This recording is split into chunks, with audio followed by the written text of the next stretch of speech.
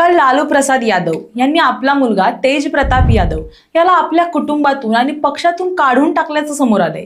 पण असं का? या मागचं कारण काय?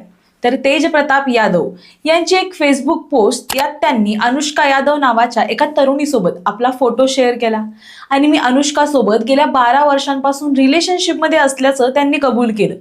या फोटोमध्ये अनुष्का हिनं सिंदूर लावलेला दिसतोय आणि यात काही चुकीचं नाही।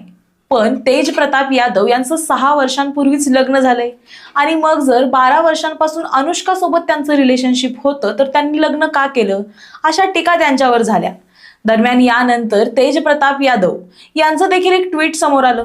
त्यांनी आपलं अकाउंट हॅक झाल्याचा दावा केला आणि काही फोटो चुकीच्या पद्धतीने एडिट करून माझ्या अकाउंटवरून पोस्ट करण्यात आले। मला आणि माझ्या कुटुंबाला बदनाम करण्याचा उद्देश यामागे आहे असं त्यांनी म्हटलं। पण आता त्याला बराच उशीर झालाय, कारण वैयक्तिक जीवनात नैतिक मूल्यांकडे दुर्लक्ष केल्यानं सामाजिक न्यायासाठीचा आपला सामूहिक संघर्ष कमकुवत होतो।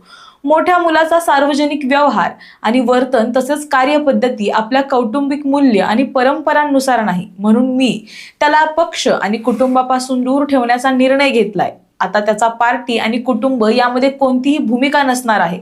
मी त्याला पक्षातून 6 वर्षांसाठी निलंबित करतोय असं लालू प्रसाद यादव यांनी स्वतः पोस्ट करत जाहीर केलं।